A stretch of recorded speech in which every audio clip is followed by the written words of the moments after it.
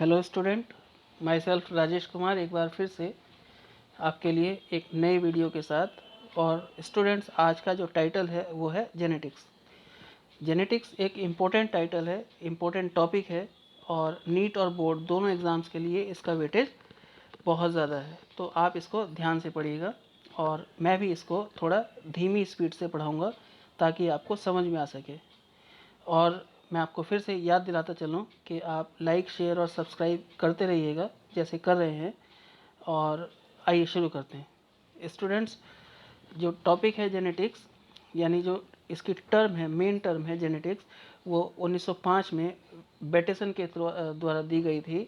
और स्टूडेंट, जो जेनेटिक्स है ये deal with the study of hereditary and variation of organism, यानी किसी भी ऑर्गेनिज्म में जो हेरिडिटरी और उसमें आने वाली वेरिएशंस की स्टडी है उसी को कलेक्टिवली जेनेटिक्स कहते हैं।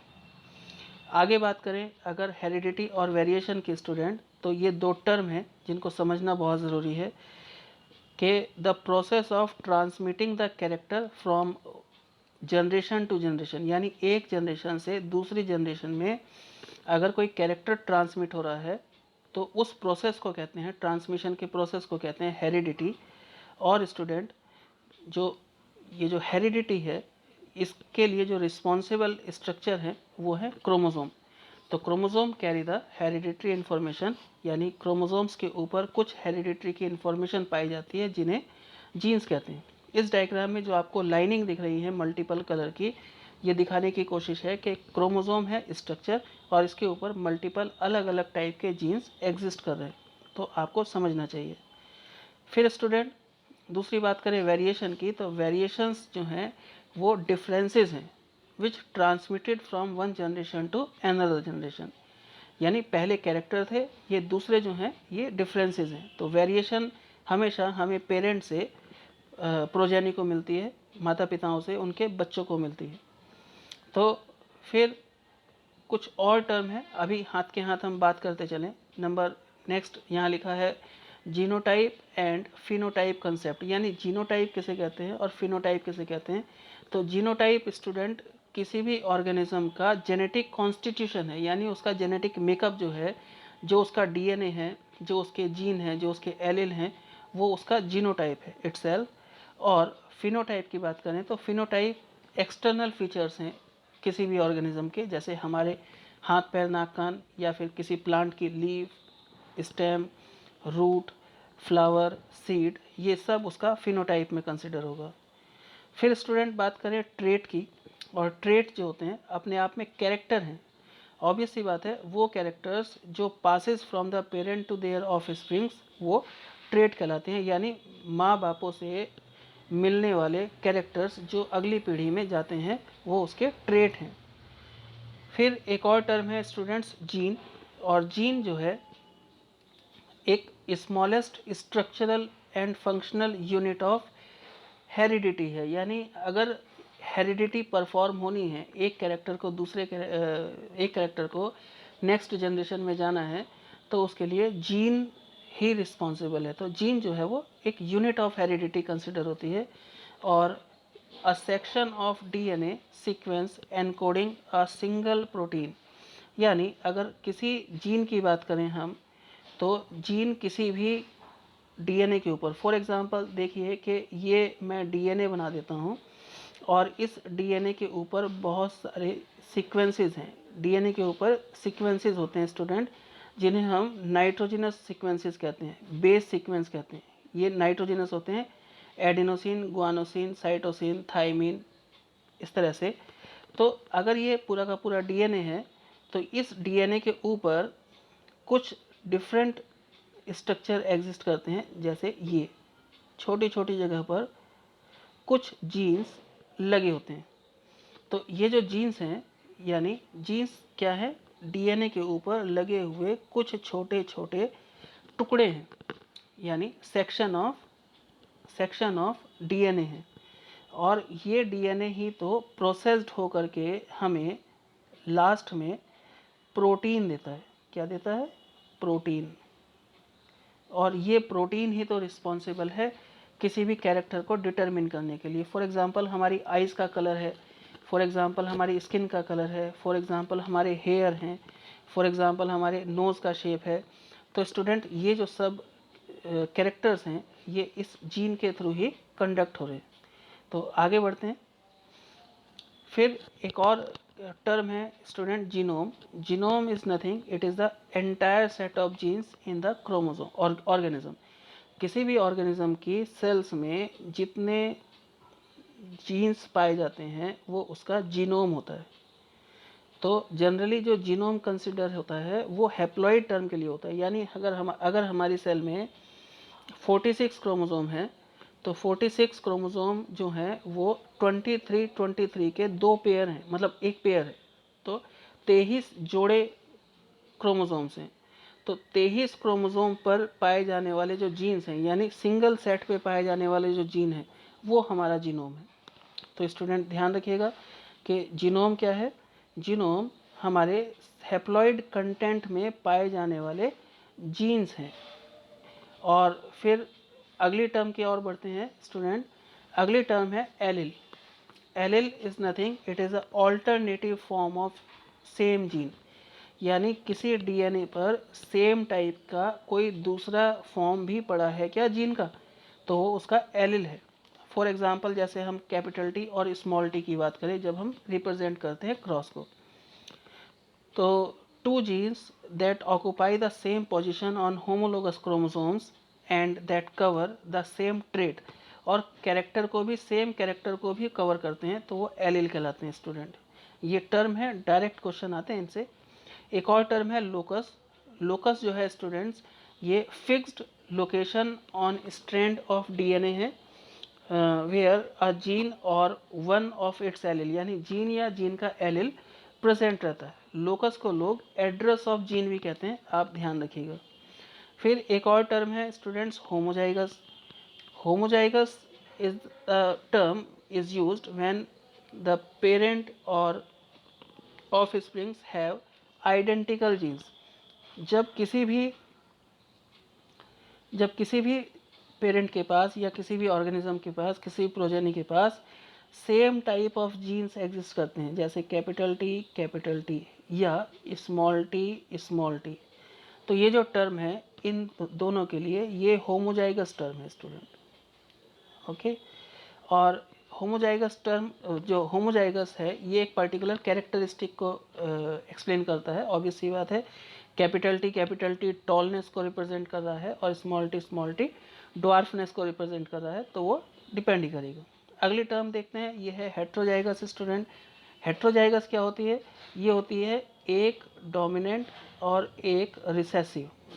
जब दो एलिल एक साथ एग्जिस्ट करते हों अलग अलग फॉर्म के, डोमिनेंट और रिसेसिव वाले, तो having two different gene for a particular characteristic. Characteristic क्या है इसका?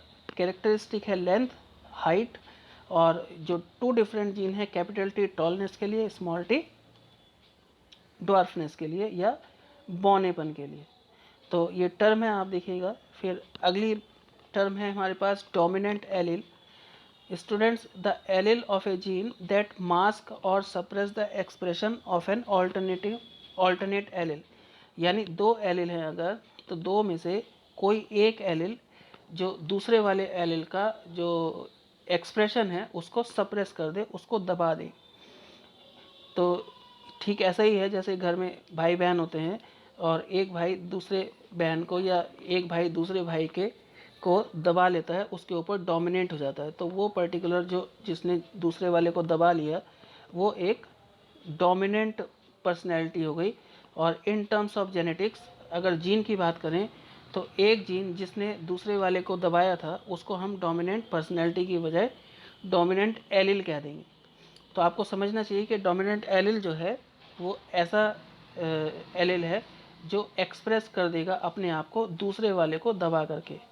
तो the trait appears in the heterozygous condition, और आप समझिए कि जनरली ये जो डोमिनेंट एलिल है ये हेट्रोजाइगस कंडीशन में अपेयर होता है। और दूसरी बात करें टर्म की तो वो है डोमिनेंट ट्रेट, और डोमिनेंट ट्रेट इज़ नथिंग, ये वो कैरेक्टर है जो दूसरे वाले को सप्रेस करने के बाद डेवलप हुआ, यानी character which is expressing itself by suppressing the other one.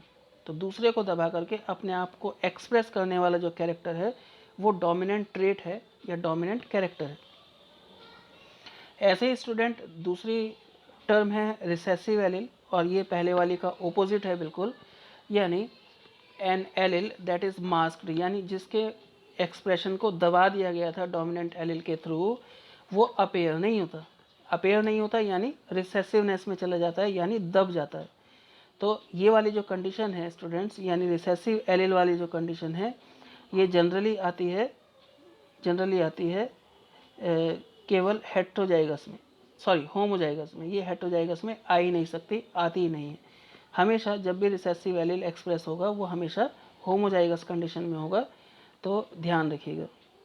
फिर अगले टर्म पे बढ़ते हैं स्टूडेंट, और वो टर्म है रिसेसिव ट्रेट। और वही बात, जो कैरेक्टर दब गया, जो कैरेक्टर सप्रेस हो गया डोमिनेंट के थ्रू, वो रिसेसिव कहलाता है।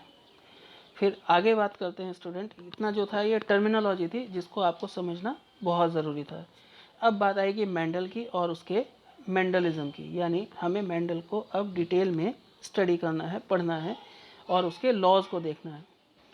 तो पहले नंबर पर तो आपको समझना चाहिए कि जो मेंडल था वो एक ऑस्ट्रियन मॉन्क था। वो ऑस्ट्रिया कंट्री में जन्म हुआ उसका।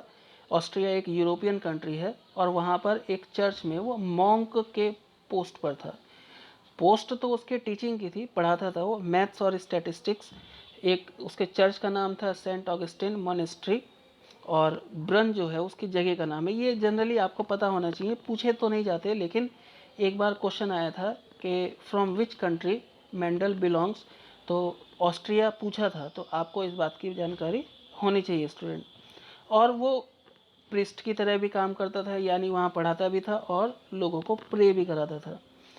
लोग बाग कहते हैं कि वो अपने काम से सेटिस्फाइड नहीं था, यानी उसे ऐसा लगता था कि जो वो काम कर रहा है चर्च में प्रिस्ट के तौर पर, तो ये काम तो कोई भी कर लेगा। इसलिए वो हमेशा तलाश में रहता था कि उसे कुछ और करना है, कुछ और करना है। तो इस चक्कर में वो हमेशा डिस्टर्ब रहता था। लोग कहते हैं कि वो डिप्रेस भी हुआ। तो उसके चर्च में एक गार्डन था स्टूडेंट्स, और गार्डन में वो अपना काफ़ी समय बिताता था। और उसी के गार्डन में ही एक प्लांट था, और उस प्लांट का नाम था पी प्लांट। पी प्लांट ये पाइसम सटाइवम है स्टूडेंट। जो स्वीट पी होती है वो दूसरी पी है, ये जो यहाँ पर बात हो रही है ये पाइसम सटाइवम की बात हो रही है, यानी गार्डन पी की बात हो रही है। और स्टूडेंट वहाँ पर इसने देखा कि पी के प्लांट में कुछ शार्प ओपोजिट कैरेक्टर्स आ रखे हैं, यानी उसको पी के प्लांट में कुछ अजीब से बातें दिखाई दी। कि जैसे कि मैं आपको यहाँ बताऊं कि उसने देखा कि जो जो जो पी प्लांट है उसके सीड का जो शेप है वो या तो बिल्कुल गोल है, या रिंकल्ड है, या येलो है, या ग्रीन है सीड कलर। फिर सीड कोट का कलर भी ग्रीन और वाइट था, और पॉट का कलर भी जो फुल था यानी इन्फ्लेटेड, और कंस्ट्रक्टेड था यानी थोड़ा डिफरेंट स्ट्रक्चर में। फिर पॉट का कलर जो था वो ग्रीन भी था और येलो भी था, और जो फ्लावर की पोजीशन वो एक्सियल भी थी और टर्मिनल भी थी। तो ये बात तो ठीक है, इसमें तो कोई दिक्कत नहीं, लेकिन उसने ये सोचा कि उसके दिमाग में जो क्वेश्चन आया वो क्वेश्चन ये आया स्टूडेंट कि human having intermediate characters as compare to their parent, यानी अगर किसी के पिता लंबे हैं और माता छोटी है, बौनी है, या एक कोई पेरेंट में फादर 6 फीट के हैं और फीमेल जो है वो 5 फीट की है, तो उनकी जो ऑफ स्प्रिंग है वो इंटरमीडिएट हाइट कैरी करती है, 5.5 feet, 5 foot 2 inch, 5 foot 4 inch, या इस तरह से। ऐसा नहीं है कि अगर लंबे पिता और कम हाइट वाली माता के बीच मैरिज होती है तो उनके जो ऑफ स्प्रिंग्स हैं उनमें या तो लंबे ही बच्चे पैदा होंगे या फिर बौने बच्चे पैदा होंगे, ऐसा नहीं है। ह्यूमन बींग्स में इंटरमीडिएट कैरेक्टर्स आते हैं, जबकि पी प्लांट में इंटरमीडिएट कैरेक्टर एक भी नहीं था, सारे के सारे शार्प कैरेक्टर थे। टॉल का शॉर्ट हो गया, राउंड का रिंकल्ड हो गया, यानी ऐसा भी नहीं था कि टॉल का कोई इंटरमीडिएट हाइट का प्लांट आ जाता, टॉल है या फिर शॉर्ट है, इंटरमीडिएट कैरेक्टर नहीं है। ऐसे ही राउंड और रिंकल्ड के बीच में भी कोई इंटरमीडिएट कैरेक्टर नहीं दिखा। तो इस तरह से जितने भी उसने 7 कैरेक्टर्स ये पिक किए थे अपने एक्सपेरिमेंट के लिए, इनमें उसे शार्प डिफरेंस दिखाई दिया, ओपोजिट डिफरेंस दिखाई दिया, जबकि ह्यूमन बींग्स में, जनरली ह्यूमन बींग्स में जो कैरेक्टर्स हैं वो इंटरमीडिएट आ जाते हैं। जैसे स्किन का कलर, अगर पिता का कलर ज़्यादा फेयर है और माता का कलर कम फेयर है, तो जो संतानें उत्पन्न होती हैं वो हो सकता है कि इंटरमीडिएट कलर कैरी कर रही हूँ। हेयर के स्टाइल की बात करें, अगर कर्ल हेयर हैं और स्ट्रेट हेयर हैं, तो जो संतान है उसके जो हेयर हैं वो भी इंटरमीडिएट स्टेज की में होते हैं। तो मेंडल ने सोचा कि अगर अगर ह्यूमन में इंटरमीडिएट कैरेक्टर आते हैं तो फिर प्लांट में क्यों नहीं आते। P plant show the sharp characters in next generation, not intermediate. तो इसके बारे में फिर उसने इसको सॉल्व करने के लिए मेंडल स्टार्टेड हिज एक्सपेरिमेंट, उसने अपने एक्सपेरिमेंट शुरू किए। और स्टूडेंट मैं आपको बताऊं कि he start crossing the pea plant on the basis of their different opposite character. उसने जितने भी हमने 7 कैरेक्टर्स अभी पीछे देखे, उन सब को एक एक करके क्रॉस करना शुरू कराया इंडिविजुअली। और स्टूडेंट मेंडल इकलौता ऐसा पहला बायोलॉजिस्ट था जिसने अपने एक्सपेरिमेंट के रिजल्ट्स को एक्सप्लेन करने के लिए मैथमेटिक्स को की हेल्प ली, ताकि उसके रिजल्ट जो है वो क्वांटिटेटिवली एक्यूरेट आए। और बात करते हैं कि मेंडल ने अपने एक्सपेरिमेंट जो परफॉर्म किए थे स्टूडेंट्स, ये 1846 से 1863 के बीच में किए थे। और मेंडल ने अपने थ्रू आउट एक्सपेरिमेंटेशन ड्यूरेशन में लगभग 28,000 पी प्लांट्स को टेस्ट किया था। ये यहाँ पर एक फ़ोटोग्राफ मुझे मिल गया था इंटरनेट से। ये उसी गार्डन का फ़ोटोग्राफ है जो चर्च के बैकयार्ड में था, जहाँ पर मेंडल अपने एक्सपेरिमेंट परफॉर्म करता था। तो उसने 28,000 पी प्लांट पे एक्सपेरिमेंट किया ओवरऑल।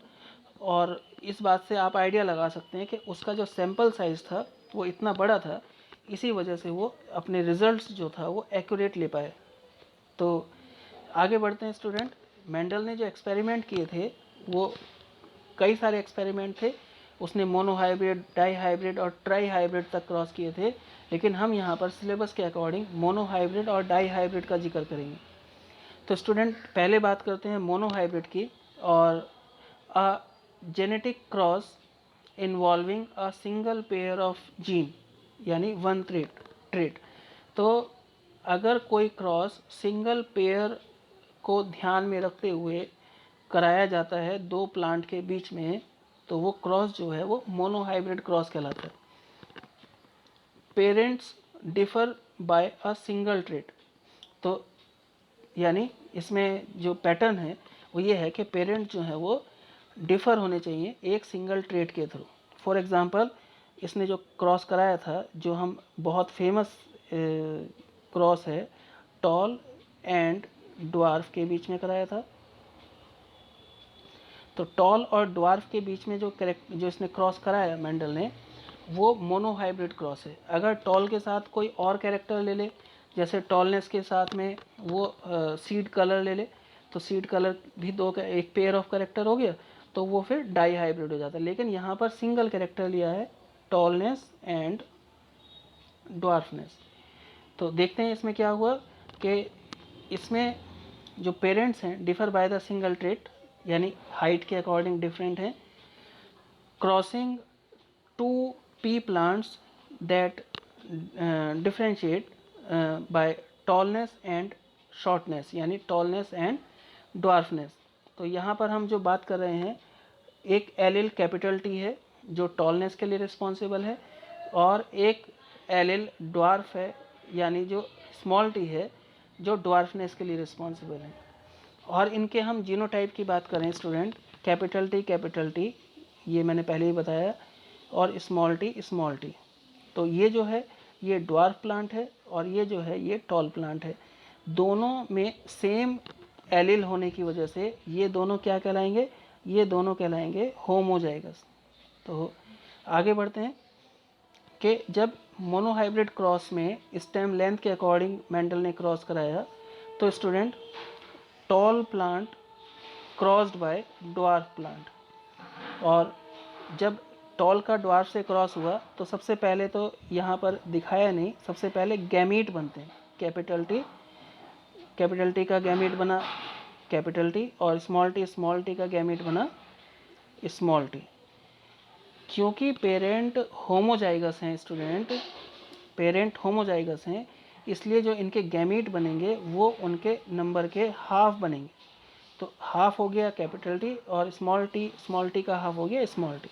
तो ये गैमीट आपस में जब फ्यूज़ होंगे तो इन्होंने एक प्लांट बनाया कैपिटल टी स्मॉल टी का, और ये जो कैपिटल टी स्मॉल टी है स्टूडेंट, ये सारे के सारे टॉल प्लांट बने। तो मेंडल जैसे देखता ही था, उसने देखा कि अगर दो कैरेक्टर के बीच में क्रॉस कराया जाए तो एक ही कैरेक्टर डेवलप हुआ। और ये जो हम यहाँ बात कर रहे हैं स्टूडेंट, ये बात चल रही है F1 जनरेशन की, यानी पहली पीढ़ी की। तो F1 जनरेशन में, फीलियल 1 जनरेशन में जब क्रॉस कराते हैं तो ओनली डोमिनेंट कैरेक्टर जो है वो विजिबल होता है, और जो रिसेसिव कैरेक्टर है, यानी जो कैरेक्टर छुप गया, जैसे यहाँ ड्वार्फनेस छुप गया, तो इसे मेंडल ने रिसेसिव कैरेक्टर कहा। जैसे अब यहाँ मैं बता दूँ कि डोमिनेंट यानी the allele of a gene that mask or suppress the expression of another allele. तो एक एलील ने दूसरे एलील के एक्सप्रेशन को सप्रेस कर दिया, और the trait appear in the heterozygous condition. तो यहाँ पर जो ट्रेट अपेयर हुआ था वो हेट्रोजाइगस कंडीशन में हुआ था। ये हमारी बात पहले ही हुई, तो आपको समझना चाहिए स्टूडेंट। फिर यहाँ पर अगर रिसेसिवनेस की बात करें तो an allele that is masked by, तो कौन सा मास्क हो गया? ड्वार्फनेस मास्क हो गया। तो masked by the dominant allele does not appear in heterozygous condition, तो ये होमोजाइगस में ही अपेयर होगा। अभी तो यहाँ पर कोई होमोजाइगस कंडीशन है ही नहीं, तो ये यहाँ अपेयर ही नहीं होगा। तो आपको समझना चाहिए स्टूडेंट। फिर अगली बात करें कि जो मोनोहाइब्रिड क्रॉस से जो रिजल्ट निकल के आया, मेंडल ने एक नया प्रिंसिपल दिया, एक लॉ दिया कि वन एलिल मास्क्ड अनदर और one allele was dominant over the other in F1 generation. अगर हम मोनोहाइब्रिड क्रॉस की बात कर रहे हैं तो ठीक है। आगे बात करें कि अगर उसने मोनोहाइब्रिड क्रॉस में जो ऑफ स्प्रिंग आया था, वो ऑफ स्प्रिंग कौन सा था? Capital T small T. अब इसने क्या किया कि सेल्फ फर्टिलाइज करा दिया, यानी सेल्फिंग करा दी इसकी। तो जब सेल्फिंग कराई तो इसका मतलब क्या हुआ कि कैपिटल टी स्मॉल टी का क्रॉस करा दिया कैपिटल टी स्मॉल टी के साथ। तो जब capital T small T crossed by capital T small T, तो उसके जो गैमीट बने उनको हमने स्टडी किया, और ये पता लगाया कि ये जो येलो में आपको दिख रहे हैं, ये और ये, तो 3 ऑर्गेनिज्म तो आ गए स्टूडेंट टॉल, और एक जो वाइट दिख रहा है वो स्टूडेंट आ गया ड्वार्फ। तो यहाँ पर जो फिनोटिपिक रेशो आ गई F2 में मोनोहाइब्रिड में, वो आ गए स्टूडेंट 3:1। तो ये हमें समझ में आता है, यानी जिसमें कैपिटल टी आ गया वो कैपिटल टी वाला जो जीनोटाइप है वो हमेशा टॉल है, और जिसमें कैपिटल टी नहीं आया, जिसमें स्मॉल टी आया है, वो ड्वार्फ है। तो आपको समझ में आता है। अगर यहीं पर ही जीनोटाइप की बात करें, यानी जेनेटिक कॉन्स्टिट्यूशन की बात करें, तो जेनेटिक कॉन्स्टिट्यूशन जो है स्टूडेंट, वो पहले वाले केस में कैपिटल टी ये हमें दिख रहा है, दूसरे वाले केस में कैपिटल टी स्मॉल टी, फिर तीसरे वाले केस में कैपिटल टी स्मॉल टी, और चौथे वाले केस में स्मॉल टी। यानी पहले वाला क्या है? ये प्योर डोमिनेंट है स्टूडेंट, और लास्ट वाला क्या है? ये प्योर रिसेसिव है। और जो बीच के दोनों बचते हैं, क्योंकि इसमें दोनों एलिल एग्जिस्ट कर रहे हैं कैपिटल टी और स्मॉल टी, तो इन्हें कहते हैं हम हाइब्रिड। क्या कहते हैं? हाइब्रिड। तो प्योर डोमिनेंट, प्योर रिसेसिव और हाइब्रिड, तो इन कंडीशन की वजह से अब यहाँ पर ये जो जीनोटिपिक रेशो आ गई है स्टूडेंट, ये आ गई है कैपिटल टी यानी टॉल वाला 1 है, 2 जो हैं कैपिटल टी स्मॉल टी यानी हाइब्रिड हैं, और एक जो है वो ड्वार्फ है यानी having the recessive gene in homozygous condition. तो जो रेशो आ गई है जीनोटाइप की, वो आ गई है 1:2:1। तो आपको पता चला कि फिनोटिपिक रेशो 3:1 और जीनोटिपिक रेशो 1:2:1 है। तो ये मोनोहाइब्रिड क्रॉस की बात चल रही थी। और सेकेंड लॉ की बात करें यहाँ पर इससे रिलेटेड कि when gametes are formed the pair of hereditary factors become separated, so the dominant and recessive characters separated in F2 generation by specific ratio.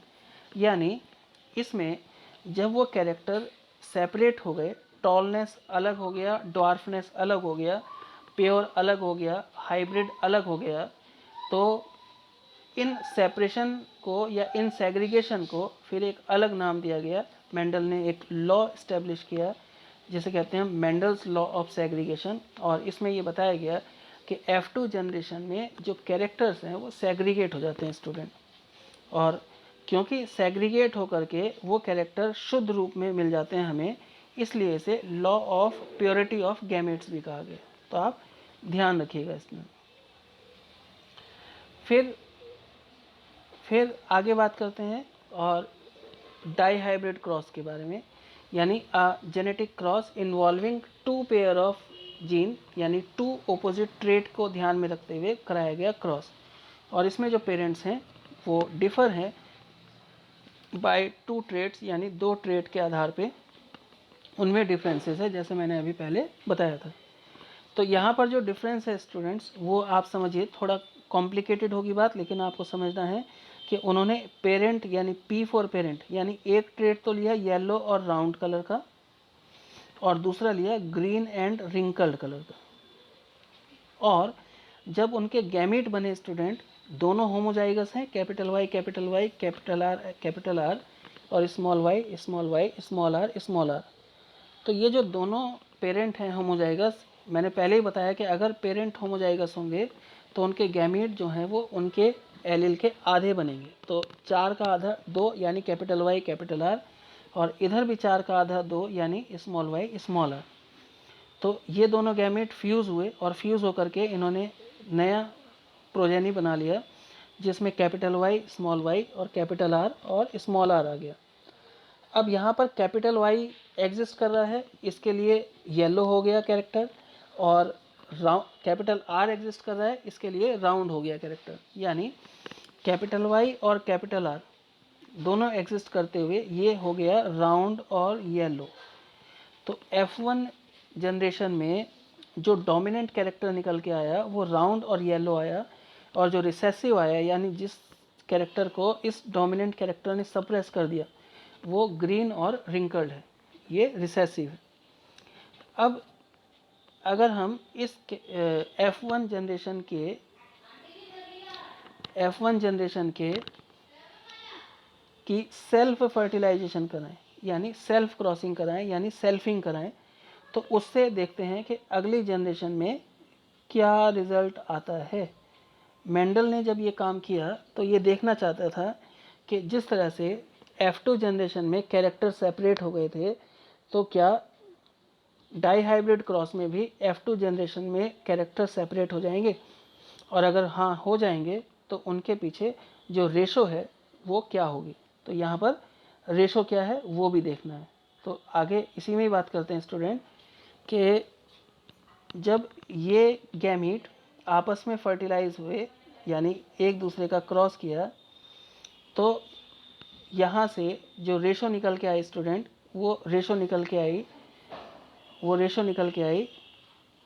9:3:3:1, यानी 9 जो प्लांट आए या 9 रेशो में जो प्लांट आए वो राउंड और येलो थे, 3 प्लांट आए वो राउंड और ग्रीन थे, और जो 3 प्लांट आए वो रिंकल्ड एंड येलो थे, और जो रिमेनिंग एक प्लांट आया वो रिंकल्ड एंड ग्रीन था, यानी ये रेशो थी, ये प्लांट नहीं। इतने सारे उन्होंने तो, उनका तो सैंपल साइज बहुत बड़ा था ना, हज़ारों में करते थे वो तो उन्होंने जब इस रिज़ल्ट को एक्सप्रेस किया, काउंट किया, क्वांटिफाई किया by the help of formula, तो उन्हें पता चला कि जितना भी हमने सैंपल साइज लिया है उसका इतना, यानी जो जो रेशो आया वो 9 रेशो इसका है, 3 रेशो इसका है, 3 रेशो इसका है और 1 रेशो इसका है। तो हमें ये पता चला यहाँ से कि जो डाईहाइब्रिड क्रॉस था उससे भी एक नया लॉ इस्टेब्लिश किया गया जिसका नाम था लॉ ऑफ इंडिपेंडेंट असॉर्टमेंट, यानी this law given on the basis of dihybrid cross and in this cross, यानी इस क्रॉस में formation of gametes occur by the law of segregation, यानी गैमेट्स का जो फॉर्मेशन हुआ वो लॉ ऑफ सेग्रीगेशन के तहत हुआ। और इसमें जो जीन्स थे या जो फैक्टर्स थे वो अपने आप इंडिपेंडेंटली असॉर्ट हो गए, अलग अलग हो गए by the following the specific ratio, एक खास रेशो को फॉलो करते हुए। तो स्टूडेंट, अगर हम बात करें इम्पोर्टेंस की, मेंडलिज्म क्यों इम्पोर्टेंट है या उसका क्या फ़ायदा हुआ, तो इसमें ये आपको समझना चाहिए कि मेंडल के इन्हीं लॉज के बेस पर ही production of different breeds in animals like horse, foal वगैरह वगैरह जो हैं वो डेवलप होनी शुरू हुई। लोगों ने एक्सपेरिमेंट करके उनको डेवलप किया, बहुत सारी प्लांट वैरायटीज़ को डेवलप किया।